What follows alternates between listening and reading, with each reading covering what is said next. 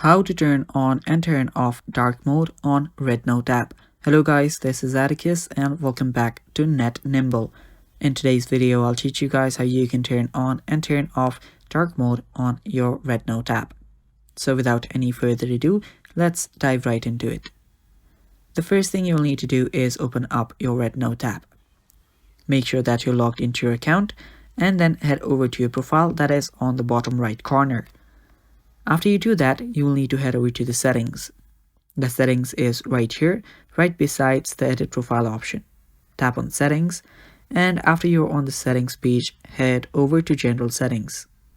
Now after you're on general settings, you'll find a display section. Now under display section, you should find an option called dark mode. Tap on it and now you will simply be able to turn on dark mode. Toggle on the button and your dark mode is now enabled. And yeah, now you can browse your REDnote in dark mode. If you want to turn it off again, head over to your settings and to your general settings again, and under display you'll find dark mode again. You can simply turn this off if you want to just go back to your light mode. And it's that simple guys, and that is how you can turn on and turn off dark mode on your REDnote app. Thanks for watching. That is all for the video. Stay tuned for more and bye bye. Take care.